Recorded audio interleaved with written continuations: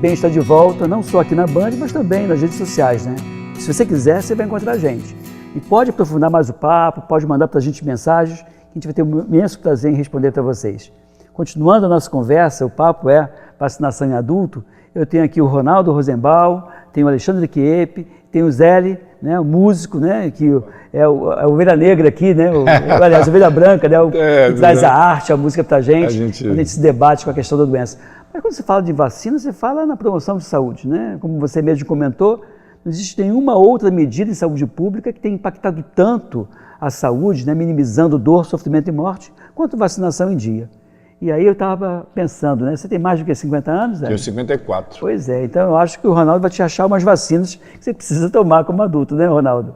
O que você recomendaria para ele se ele fosse teu cliente, né? Estamos diante da televisão aqui. Cheguei no consultório agora. No bate-papo privado, né? Não é a pretensão de fazer consulta, mas se nós fôssemos orientar uma vacinação para ele. Em relação à sua faixa etária, hoje assim, é importante a conscientização sobre as doenças e a possibilidade de prevenção. Então, a hepatite B hoje no mundo existem 500 milhão de portadores. Mesmo quem eu já tive hepatite quando criança, não sei se A, B, se aí não tem. Aí depende, assim, na infância mais comumente é hepatite A. Sim. Mas isso existem marcadores no exame de sangue que nós conseguimos saber qual o tipo de hepatite. Mas quando o indivíduo ele tem que ter consciência de que se ele se infectar pelo vírus da hepatite B, ele tem uma chance de 5 a 10% de se tornar um portador. Ele tem o risco de hepatite crônica, cirrose, câncer de fígado. E existe uma vacina eficaz, 90% a 95% de eficácia. Hepatite A no adulto, que é outra que poderia ser sugerida, ela é uma vacina que no adulto, a hepatite A, às vezes os sintomas persistem por meses, em 10% e 15% dos adultos, e te tira das suas atividades de trabalho. Claro. A meningite meningocócica, por exemplo, é a doença que nós mais temos medo, né? O infectologista, porque 80% dos óbitos ocorrem em 48 horas. Então não há tempo. Existem vacinas seguras e eficazes, e aqui no Rio nós temos um comportamento endemo-epidêmico. Todos os meses nós temos casos dessa doença. Você falou então de meningococo, hepatite B, hepatite A. Falar também de herpes zoster, né? É uma boa para ele, para a idade que ele tem, e a pneumo também. Eu falaria assim, a princípio, a tétano, difteria e coqueluche, colocar, porque os casos que nós estamos vendo hoje de tétano, praticamente todos acima de 50 anos, né, Alexandre? E coqueluche está tendo uma epidemia, uma pandemia mundial desde 2001. E é uma doença que, inclusive, o adulto leva para as crianças abaixo de 12 meses de idade e é causa de internação hospitalar em crianças. No caso dele, Ronaldo, assim, no caso dele, inclusive, gripe todos os anos. Isso você deu uma visão bem do privado. Alexandre, em relação ao mercado, à prática pública, dessas vacinas que o Dr. Ronaldo citou, quais vacinas eu poderia fazer ou indicar no setor público de saúde para o nosso amigo Zé? Estou anotando tudo. Vou fazer aqui uma prescrição. Eu diria que a questão mais importante que a gente tem aqui quando eu falo da cultura cada adulto deveria ter sua caderneta de vacinação para a gente poder avaliar quais vacinas estão faltando. Uma vacina, por exemplo, que já foi citada, mas que é muito importante, por exemplo, a vacina contra sarampo. Importante contra sarampo, contra a rubéola e contra a cachumba. Existem vários países da Europa, por exemplo, que estão agora vivendo um surto de sarampo. Então, eventualmente, adultos não vacinados devem se vacinar, principalmente se for viajar.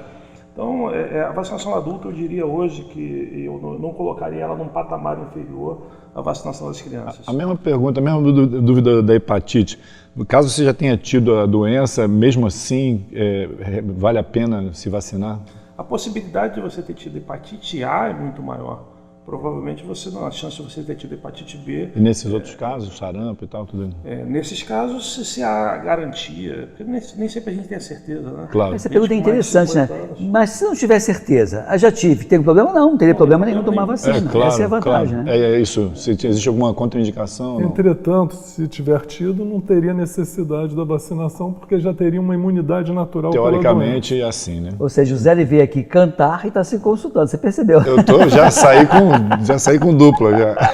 Ele vai dar um dia para Exatamente. Edmilson, em relação ao sarampo, o Brasil, em setembro de 2016, foi considerado nas Américas, inclusive, isento de sarampo, de circulação de sarampo, né? Pois é. E a rubéola desde dezembro de 2015. E na Europa, só de janeiro de 2016 até agora, maio de 2017, houve 8 mil casos na Europa, em 37 países. Sabe que o temor que eu tenho? Assim, todas as vezes que uma campanha de vacinação surge, como foi, né? A campanha de vacinação, o Programa Nacional de Imunização vem e traz tanto benefício, começam as pessoas a contabilizar somente a questão dos efeitos adversos que uma ou outra vacina pode ter e começam a surgir os movimentos anti-vacinação. Como é que vocês têm observado isso de novo, né? Focar na questão do mercado privado e do mercado público. Eu sei que você também atua no mercado público, mas eu vejo você com maior experiência na prática privada em termos de imunização do que o CIEP, por exemplo. Vocês percebem essa questão do CIEP? Você tem isso? Eu acho que tem dois grandes aspectos que a gente vem vivenciando hoje em dia que estão influenciando de forma bastante importante na questão da vacinação. A primeira questão são os movimentos anti-vacina, que são responsáveis, inclusive, por alguns surtos de algumas doenças imunopreveníveis em alguns países do mundo, principalmente na Europa e nos Estados Unidos. Isso é por conta dessa ação anti-vacina nesses países? Desse movimento anti-vacina, que a gente já vê algumas coisas embrionárias aqui no Brasil, inclusive. E a outra grande questão são as redes sociais. Algumas mentiras, alguns exageros viram verdades absolutas circulando em WhatsApp e em outras redes sociais. Que isso daí vem atrapalhando bastante o atingimento das coberturas vacinadas adequadas. Existe alguma ação, tanto das sociedades brasileiras de imunização, sociedade brasileira de infectologia, ou Secretaria de Saúde, no sentido de tentar brecar esse tipo de movimento?